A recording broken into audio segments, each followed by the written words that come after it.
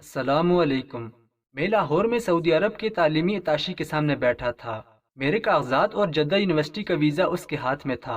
वो काफ़ी देर तक कागजात को देखता रहा, फिर बोला, लेकिन मैं इस वीज़े को नहीं मानता। मैंने पूछा वजह। उसने कहा, तालीम तो ठीक है मगर तुम्हारा तजर्बा इंडस्ट्री का है, तदरीस का तजर्बा तो सिफर है। जिसको पढ़ाने का कोई तजर्बा ही ना हो वो क्या पढ़ाएगा। मैंने कहा, सर लेकिन जद्दा में रईसुल क़िस्म ने मेरा टेस्ट और पढ़ाई का तरीका देखकर मेरी सिफारिश की। फिर मेरा डैन से इंटरव्यू हुआ, उसके बाद ये वीज़ा दिया गया है। उसके होंठों पर एक मुस्कुराहट फैल गई। बोला, ज़रूरी नहीं, अगर उन्होंने गलती की हो तो मैं भी गलती करूं। मैंने कहा, सर ये वीज़ा वाइस चांसलर ने जारी किया है, जिसकी पोस्ट वजीर के बराबर होती है। वो फिर मुस्कुराया और बोला, और मुझको ऐसे 15 वजीरों के कामों को चेक करने के लिए बिठाया गया है। अगर आप चाहें तो मैं आपके कागजात पर लिख कर दे सकता हूँ कि आपको वीज़ा नहीं दिया जा सकता। मैंने उससे मजीद हुज्जत की तो उसने कहा, जब तक मैं इस सीट पर हूँ देखता हूँ तुमको वीज़ा कौन देता है। मेरे जहन में अपनी पुरानी कंपनी के मिस्टर फ्रेडरिक कैसे के अल्फाज गूंजे, मिस्टर रिजवान, तुम नौकरी छोड़कर बड़ी गलती कर रहे हो। मैंने उन लोगों के साथ 20 साल काम किया है, इनका हर वादा गलत होता है। और मैंने गुस्से में जवाब दिया था, ये लोग हमारे लिए बड़े मुकद्दस हैं, तुम इनकी तौहीन कर रहे हो। उसने कागजात पर दस्तखत करते हुए कहा था, एक वक्त आएगा तुम मेरे अल्फाज को याद करोगे। शायद वो वक्त आ गया था। फिर उसके बाद मैंने 2 और चक्कर लगाए हवाई जहाज से, और हर बार अताशी का वही जवाब था कि जब तक मैं इस सीट पर हूँ देखता हूँ तुमको वीज़ा कौन देता है। मेरे लिए ये बहुत सख्त वक्त था, ना खुदा ही मिला ना वसाले सनम। 2 महीने बेरोजगारी के हो चुके थे। मैं सख्त टेंशन में बैठा था कि बेल बजी। दरवाजे पर टीन डब्बे वाला था, कोई 70 साल का होगा, बिल्कुल हड्डियों का ढांचा, मैला कुचैला पैमान लगे कपड़े, पसीने में नहाया हुआ। कहने लगा, साहब 10 साल हो गए हैं इन गलियों में चक्कर लगाते हुए, आज पहली बार किसी के घर की बेल बजाई है। मैंने हैरत से कहा, हाँ बोलो। कहने लगा, यहाँ नहीं वहाँ नीम के पेड़ के नीचे चबूतरे पर बैठकर आराम से बात करनी है। मैं तजब्जब के आलम में उसके साथ चल पड़ा। कहने लगा, साहब मेरी अकलौती बच्ची की शादी होने वाली है, शादी में सिर्फ 1 हफ्ता बाकी रह गया है, मगर मेरे पास एक पैसा नहीं है।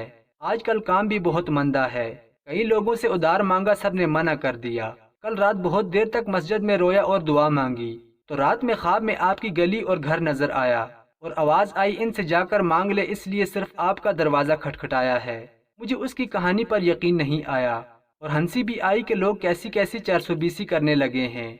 मैंने अजरा मजाक पूछा, कितने पैसे की जरूरत है। बोला, साहब सादगी से रुखसती करनी है, जेवर तो मैं अपनी बीवी का चढ़ा दूंगा, मगर 5-6 जोड़े और शादी का खाना तो करना होगा, कोई 30,000 का खर्चा होगा। मैंने सोचा 50,000 तो आजकल सिर्फ दुल्हन के ब्यूटी पार्लर में ही खर्च हो जाते हैं। ये रकम मेरे लिए बहुत मामूली थी अगर मैं बाहर काम कर रहा होता, मगर अब इस बेरोजगारी में ये मेरे लिए बहुत बड़ी रकम थी। मैं खामोश सा हो गया। वो बोला, साहब आप मेरे साथ मेरे घर चलें और मेरे मोहल्ले वालों से पूछ लें, ये झूठी कहानी नहीं है। मैं गरीब जरूर हूँ मगर ईमानदार हूँ, किस्तों में आपकी रकम लौटा दूंगा। उसकी आंखों में आंसू थे और चेहरे पर बेचारगी और लजाजत। वो फिर बोला, मैं कभी बेल ना बजाता अगर ये ख्वाब ना देखता। मैं अजीब शशोपंज में था। फिर मुझे याद आया, कहीं पढ़ा था कि जब तंगी हो तो खुदा से तिजारत किया करो, वो कभी ना उम्मीद नहीं करता। 30,000 देने का मतलब ये था कि अब वापसी की कोई उम्मीद नहीं। खैर मैं गया और 30,000 उसके हाथ में रख दिए। उसने मेरे हाथ चूम लिए और रोने लगा। कोई 15 दिन बाद फिर उसने दरवाजा खटखटाया। मैंने गुस्से से पूछा, अब क्या मसला है, क्या फिर कोई ख्वाब देखा है। बोला, हाँ, मगर आपको कैसे पता चला। मैंने झुंझलाकर कहा, ज़ाहिर है पहले ख्वाब देखा था तो बेल बजाई, अब फिर ख्वाब देखा होगा जो बेल बजाई है। जल्दी बताओ, मुझे बहुत काम है। कहने लगा, साहब कल इशा की नमाज पढ़कर बड़ी दुआ की कि मौला कर्ज तो दिला दिया है, अब अदायगी में भी मदद कर दे, और सो गया तो फिर आपका घर नजर आया। आवाज आई कि तेरा कर्ज अदा कर दिया गया है, जाकर बता दे कि उसका भी काम कर दिया गया है। मेरी समझ में तो कुछ नहीं आया। मैंने कहा, ठीक है जाओ, मैंने तुमसे कौन सा कर्ज वसूल करना था। लेकिन कमरा में आकर काफी देर तक सोचता रहा। फिर वालदा से मशवरा किया तो वो बोली, तुम कल ही लाहौर जाओ, हो सकता है कुदरत कोई रास्ता निकाले। मैंने कहा, 3 बार तो जा चुका हूँ, वो तो बस एक ही बात कहता है, जब तक मैं इस सीट पर हूँ देखता हूँ तुमको वीजा कौन देता है। अब तो उसको मेरा चेहरा भी जुबानी याद हो गया होगा। वालदा ने कहा, मैं पैसे देती हूँ, तुम अल्लाह का नाम लेकर जाओ तो सही। कुछ लोग खुदा के बहुत करीब होते हैं, ये बात आम आदमी नहीं समझ सकता। खैर मैं अगले दिन लाहौर पहुंचा। मूसलाधार बारिश हो रही थी। डरते डरते अताशी के कमरे में दाखिल हुआ। देखा कुर्सी पर एक नौजवान लड़का बैठा है। میں نے کہا یہاں تو ایک اور صاحب ہوتے تھے۔